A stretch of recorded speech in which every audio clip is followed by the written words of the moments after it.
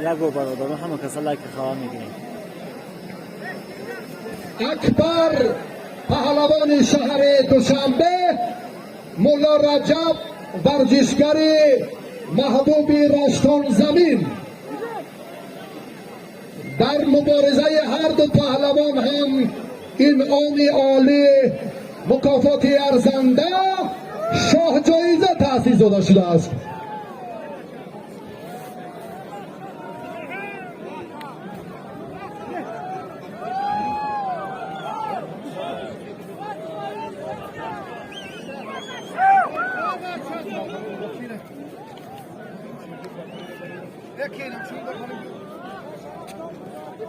او شراب تانخور دورگرد هوپا هو هو هو هو هو هو هوپا نشد.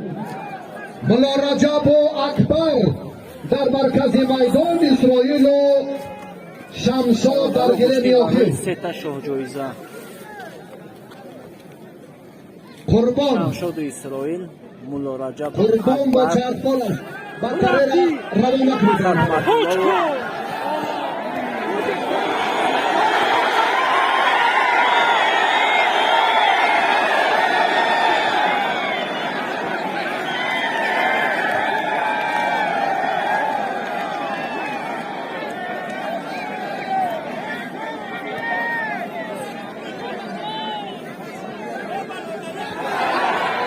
نشد.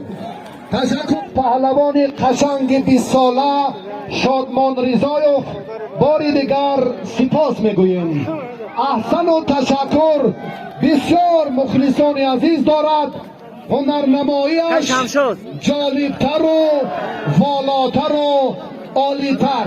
احسن. خیر مقدم همه مهمانان را از نام ساکنان جماعت جهات باقی رحیمزاده و این منطقه زیبای دره کمران خیر مقدم میگوییم. اکبر و مولا رجب دستی آفرین سلامت الله. اگر در سبقت‌های پیشین میشد، اگر توجه به وقت و امتیاز اول پهلو میشد، الکی کرامت الله یک قدم در این زمینه افضلی خود را نشان میداد. اما میدان امروزه رشتان زمین تنها حالتی با تخت هر دو برار و موفقیت سعید مومن و کرامت الله.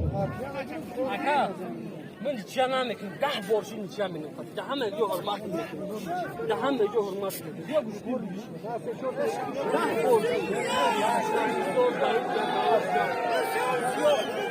وقت رفت. وپا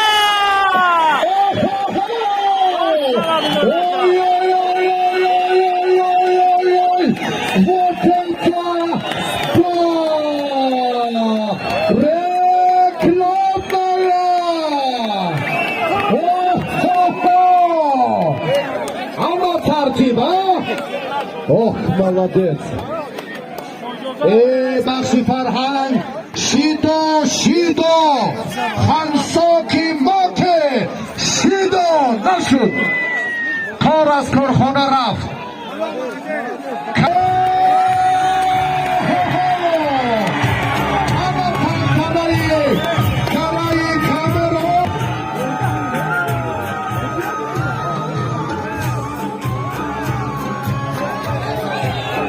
بختیار با تلفن گپ نزد. تیار شد. این میکاسی دیگر جو